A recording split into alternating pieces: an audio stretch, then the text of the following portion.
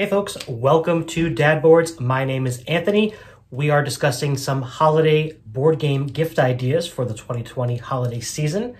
Basically what we're doing here is focusing on an older game that maybe you are tired of playing, or your kids are tired of playing, or you're tired of playing with them, or you're tired of pretending to like to play that game with them.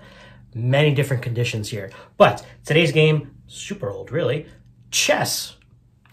I think you either love chess or you don't love chess. I have taught chess to kids before, and it is sometimes very fun and sometimes not fun at all. So, what is a game that has a chess-like feel to it, but is not as stressful as chess? Well, there's no stress chess, which I do highly recommend if you're trying to teach chess to children. Comes with cards that basically tell you what to do on your turn instead of you having to decide what to do. But we're not talking about that game.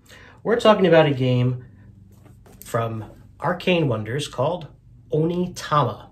This is an elegant and simple game of martial tactics.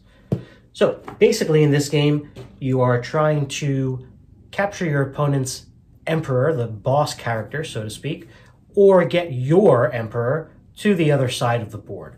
Let's take a closer look and then we'll come back and talk more about it. So here's everything that comes with Onitama. You get this fold-out sort of mouse pad type of player mat here, which is really cool. You get a bunch of these little figures here. Each has a master in one color, this taller guy, and then a bunch of these little students as well. And this is how you set up the game. That's it. Now, the game also comes with a bunch of these movement cards. These cards are going to tell you how your pieces are allowed to move during the game. There's a whole bunch of them, but the great thing about this game is you only need 5 cards to play. Which means you don't have to learn what every card does, and you can play this game many different times and just have a lot of different variability because the moves are all different.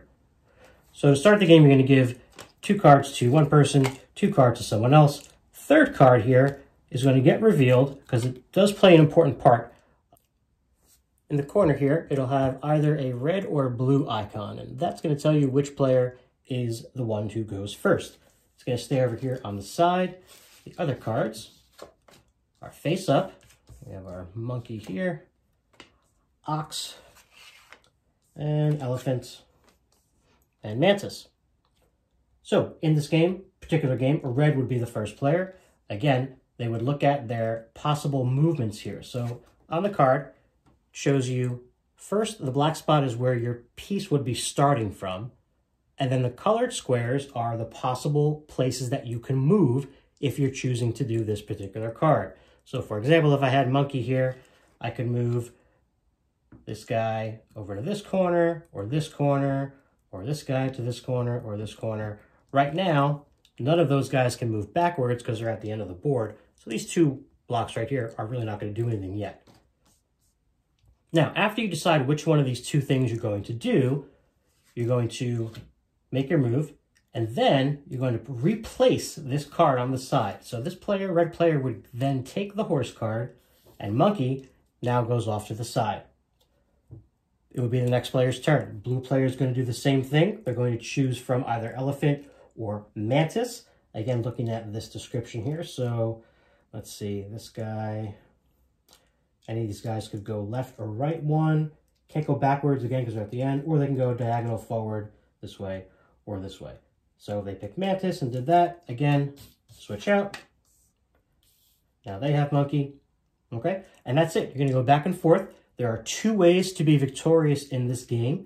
You can either capture your opponent's master, sort of like capturing the king in chess, or, and this I've seen happen, I think, far less times, to advance your master all the way across the board to the opposing temple gate entranceway thing here. And that's the whole game. Very quick, very easy to set up, and pretty easy to learn because this stuff is right in front of you the whole time. So, why do I like this game Onitama so much? Well, a few reasons. Again, It has a chess-like feel, but it's not chess. One of the hardest things about teaching chess to kids, I think, it's not really necessarily what the pieces do, where they all have their own movement. That can take some time as well. But it's really about optimizing your turn, right? And the hardest thing, personally, for me to teach to kids about chess is how to sort of think like your opponent and anticipate another turn or two ahead. That's not really easy for a lot of young folks to wrap their head around. So what's great about Onitama is you're only playing with those 5 cards in a single game. So even when it's not your turn, you can see what 2 choices your opponent has. So it's much easier to sort of formulate a plan because you can say, all right, he's got, scorpion and monkey, so he can either do this or this. And you can visualize that stuff because it's right there in front of the board as well. It's not a secret. You don't hide the cards. The other thing I love about this game is it is so fast to play, but even faster when you teach it. You explain this game in 3 minutes or less, and the person gets it, in my experience. And this is kids and adults. It's really, really simple.